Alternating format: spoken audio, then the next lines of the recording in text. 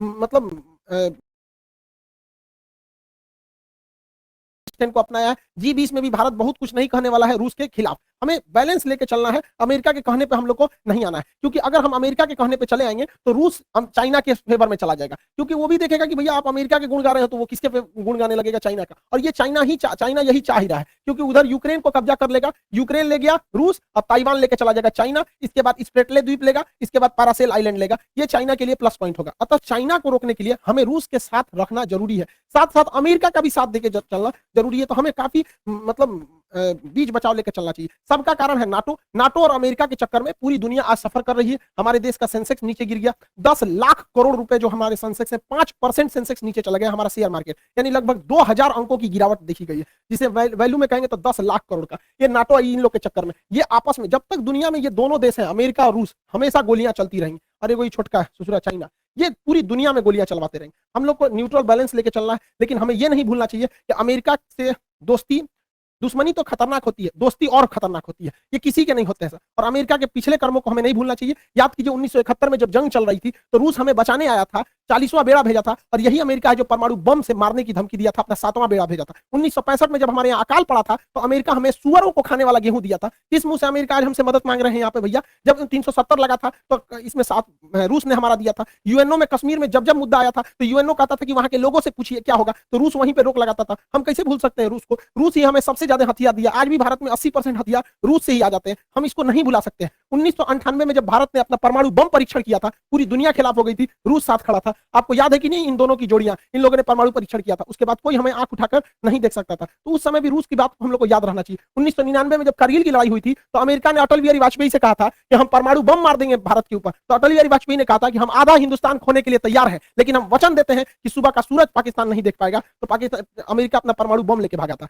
याद कीजिए अभिनंदन की जी का फाइटर पायलट जो थे, इनके ऊपर जहाज से जो स्ट्राइक किया गया था, वो जहाज भी पाकिस्तान को अमेरिका ने दिया था, F-16 जहाज। आज भी हमारी जरूरत रूस ही पूरा करता है। S-400 के दम पर हम चाइना को चैलेंज करते हैं, किसने दिया? रूस ने दिया। विक्रमादित्य किसने दिया? रूस ने दिया। 1991 में हम लोग जब अंतरिक्ष में क्रायोनिक इंजन की जरूरत थी, रूस अपने 8 क्रायोनिक इंजन दे रहा था, अमेरिका ने उस पर प्रतिबंध लगा दिया, जिस वजह से हमारा परमाणु अंतरिक्ष कार्यक्रम लगभग 20 साल पीछे चला गया। यहाँ पर आज भी चंद्रयान में अमेरिका के जगह पे रूस हमारी मदद कर रहा है। तो रूस हमेशा से हम लोग के साथ रहा है। आज देखिए परमाणु पनडुब्बी, चाहे चक्र हो, नेपरा हो, अरिहंत हो, इसमें रूस हमारी मदद कर रहा है। AK-203 राइफल की फैक्ट्री हो, रूस मदद कर रहा है। चाहे सुखोई जहाज जो हमारी वायुसेना का रीढ़ है, रूस ने हमें दिया है। ब्रह्मोस जहाज दुनिया का सबसे खतरनाक सुपरसोनिक क्रूज जहाज मिसाइल है, जिससे चाइना डरता है, किसने दिया है? रूस ने दिया। तो हमें बैलेंस लेके चलना है। कहीं ना कहीं सेना में रूस मदद करेगा, लेकिन अमेरिका से हम लोग को भी संबंध बना के रखना है। चाइना को जब कंट्रोल करने की बारी आएगी तो रूस नहीं सुनेगा, तब हमें अमेरिका को लाना पड़ेगा। इस दुविधा में हम लोग हैं कि अमेरिका का साथ दें कि रूस का साथ दें। इसके लिए सबसे अच्छा रास्ता क्या होता है समझिए? मान के चलिए हमारे दो बहुत करीबी आदमी हैं, उन दोनों का ब्याह पड़ गया, तू कह रहा है कि हमारे ब्याह में आना, तू कह रहा है हमारे ब्याह में जाएगा, तो भैया हम एक में जाएंगे तो दूसरा से संबंध खराब हो जाएगा। एक काम करते हैं, कोई दिन हम अपने ब्याह कर लेते हैं,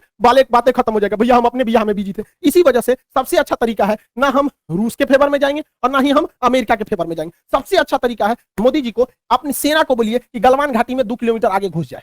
गलवान घाटी में जैसे 2 किलोमीटर आगे घुसेगी, लड़ाई तो करना नहीं है, उलझा के रखना है। 2 किलोमीटर जहां आगे घुसेगी उधर से चाइना वाले घुस जाएंगे, फिर वैसे ही स्टैंड ऑफ हो जाएगा। 2-3 महीना चलेगा, अमेरिका कहेगा ए बोलना रे रूस को, हमको जी करे, हम तो खुदे लड़ रहे हैं चाइना से यहाँ पे, तो हमला दोनों शांत के शांत रहेगा। और इससे एक और फायदा होगा, चाइना इधर उलझा रहेगा तो ताइवान पे हमला नहीं करेगा, नहीं तो इस यही भी बहाने निपटा देगा ताइवान को। आपको क्या लगता है, भारत को इधर उलझा देना चाहिए कि नहीं देना चाहिए? वरना आप मना करेंगे तो कोई ना कोई देश इस तरह से आपको कहेगा कि भैया हमारा साथ दो। उससे अच्छा हम खुद उलझे हुए हैं, बातें खत्म। रूस की जगह पे कोई भी देश रहता तो अपनी सिक्योरिटी को लेकर चिंतित होता ही। आप खुद सोचिए, अमेरिका यहाँ पे है, क्या मैक्सिको देश में अगर रूस अपनी सेना लगाएगा तो क्या अमेरिका चुप रहेगा?